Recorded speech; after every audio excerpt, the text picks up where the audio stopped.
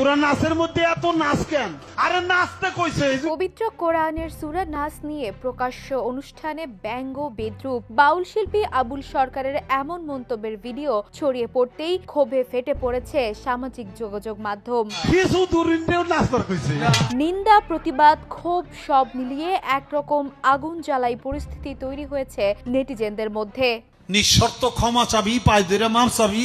Viral হওয়া ভিডিওতে দেখা যায় সূরা নাসের নাস শব্দকে বিকৃত ব্যাখ্যা করেছেন আবুল সরকার। এরপর তামাশার ভঙ্গিতে বলেন, নাচতে বলেছে তাই এত নাচ। পবিত্র ধর্মগ্রন্থের আয়াতকে এমন বিকৃত ব্যাখ্যায় ধর্মপ্রাণ মুসলমানরা ক্ষুব্ধ প্রতিক্রিয়া জানাচ্ছেন। কেউ লিখেছেন, এটা ব্যঙ্গ নয়, সরাসরি ধর্মবিদ্বেষ।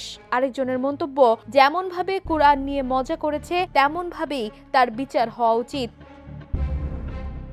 এর আগেও যাত্রাপালার মঞ্চে আল্লাহকে নিয়ে অশালীন মন্তব্য করে সমালোচনার কেন্দ্রবিন্দু হয়েছেন আবুল সরকার। তবে তার গ্রেপ্তারের পর একাধিক সংগঠন মুক্তির দাবি তুলেছে। অন্যদিকে সাধারণ মানুষ বলছেন, বারবার ধর্ম নিয়ে খেলছে, এবার কঠোর বিচার হতেই হবে। ধর্মীয় অবমাননা, ভাইরাল ভিডিও, জনরোষ সব মিলিয়ে আবুল সরকারকে ঘিরে বিতর্ক এখন থামার কোনো লক্ষণ নেই।